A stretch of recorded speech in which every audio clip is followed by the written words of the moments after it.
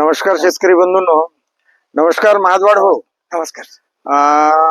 आज आपण आलो आहे या मुदखेड तहसील मधलं कुठलं गाव भाऊ? डोंगरगाव. डोंगरगाव.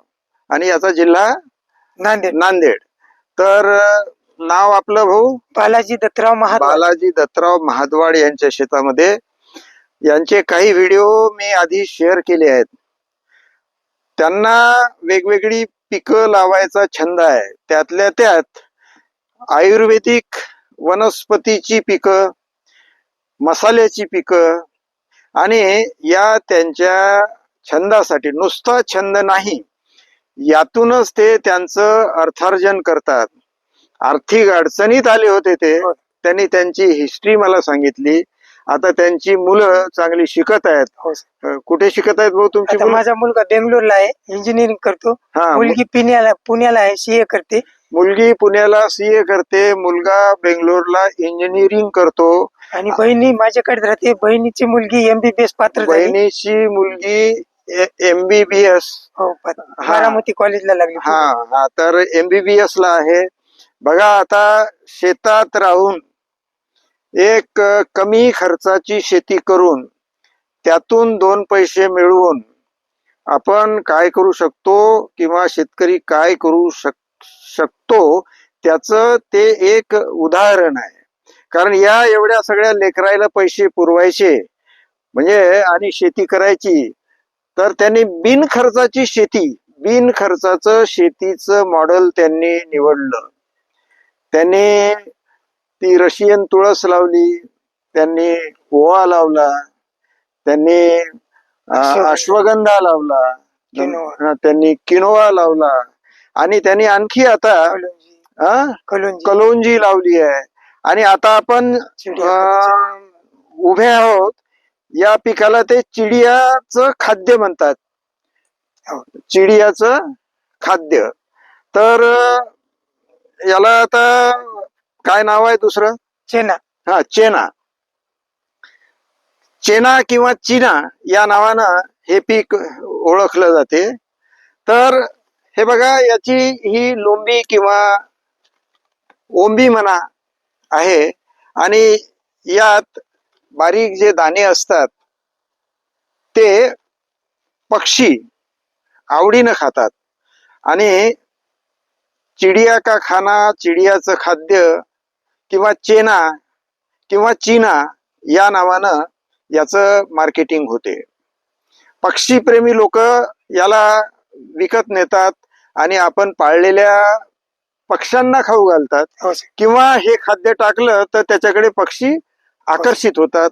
चिमणी वर्गातले जे पक्षी आहेत किंवा स्मॉल बर्ड्स जे आहेत ते याच्याकडे आकर्षित होतात आणि एक चांगलं वातावरण तयार होते. तर भाऊ, आता हे तुम्ही किती लावलंय? अर्धा एकर. अर्धा एकर त्यांनी लावलं. तुमचं हे कोणतं वर्ष आहे? पहिलेच वर्ष आहे. बघा, त्यांचं हे पहिलंच वर्ष आहे. त्यांनी हिम्मत करून हे लावलं. बियाणं कुठून आणलं? निमच, मध्य प्रदेश. हा, मध्य प्रदेशामध्ये निमजला ते जातात, तिथून त्यांनी ते बियाणं आणलं.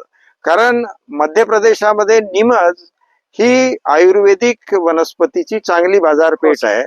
तिथे सगळ्या गोष्टी ह्या विकल्या जातात. तर याला काही खाते का? नाही सर.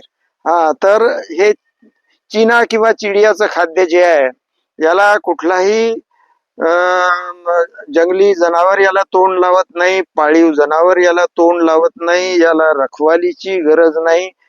याला काही खतं बीत दुसरी दिली का? काही कुठली रासायनिक खतं दिली नाहीत. आणि आपण बघू शकता की हे चांगलं आलंय. याच्यावर कुठलं रोग आणि कीड नाही. लागवण केव्हा केली होती? पेरणी केव्हा केली होती याची? ऑक्टोबर मध्ये. ऑक्टोबर मध्ये, साधारणतः ऑक्टोबरच्या किती तारखेला? 15 ऑक्टोबरला. 15 ऑक्टोबरला त्यांनी पेरणी केली होती. 15 ऑक्टोबर ते 15 नोव्हेंबर आणि 15 डिसेंबर, म्हणजे 2 महिने झाले आहेत. 2 महिने झाले आणि असं दिसतंय की हे 8-15 दिवसात येईल. 15 दिवसात येईल. म्हणजे 2.5-3 महिन्यात, 2.5 महिन्यात हे पीक हार्वेस्टिंगला येईल. किती भाव मिळेल काही कल्पना आहे? 11-12 हजार रुपये राहते सर तर क्विंटलला. हा, आणि उत्पन्न किती होईल असा अंदाज आहे? त्यांचाही अंदाजच आहे बरं. हो, माझा अंदाज की एका एकरला 9-10 क्विंटल अवरेज येते असं म्हणतात. हा. आणि आपलं याच वर्षी पहिलं वर्ष असल्यामुळे हम्म. आपल्याला काय तेवढा काही अनुभव सांगता नाही, सांगता येत नाही.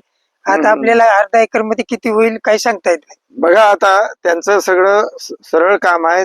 ते म्हणतात की बाबा त्यांनी जिथून हे आणलं तिथे शेतकरी सांगत असतील किंवा ते सप्लायर सांगत असतील की 8-10 क्विंटल एकरी हो. येऊ शकते. आता ते शक्यता त्याची तपासून पाहण्यासाठी त्यांनी अर्धा एकर लावलं आणि एक 10-12 हजाराचा भाव त्याला मिळेल. हो हो सर. अर्ध्या एकरात 5 क्विंटल होईल. 5 क्विंटल झालं तर ते 50 हजाराचं होईल असा त्यांचा अंदाज आहे. 50च होऊ शकते, 40च होऊ शकते, 30-35च हो, होऊ हो. शकते. कारण आज अंदाज आहे आणि ते त्यांचंही म्हणणं तसंच आहे की मी लावून पाहिलं, काय नक्की आपल्या भागात कसं येते ते सांगता येत नाही. तर शेतकरी बंधूंनो, मी त्यांचं आपल्या सगळ्यांच्या वतीनं कौतुक करतो. वेगवेगळ्या पिकाचे ते प्रयोग करतात. वेगवेगळी आयुर्वेदिक वनस्पतीची किंवा मसाल्याच्या पिकाची ते लागवड करतात. स्वतः त्यातून माहिती घेतात, शेतकऱ्यांना माहिती देतात. त्यांनी काहीही आडपडदा न ठेवता सगळी माहिती मला दिली. मी आपल्या समोर ती प्रसारित केली. बंधूंनो, आमच्या चॅनलला जे आपण बघता, आमची माहिती आणि प्रयोग पाहता, त्यासाठी आपल्याला धन्यवाद देतो. आणि आपल्या सगळ्याच्या वतीनं मी महाद्वार भाऊंचा आभार मानतो. आपलंही आभार मानतो. आमच्या चॅनलला सबस्क्राईब करा, आमच्यासोबत जोडलेले राहा आणि माहिती घ्या. धन्यवाद.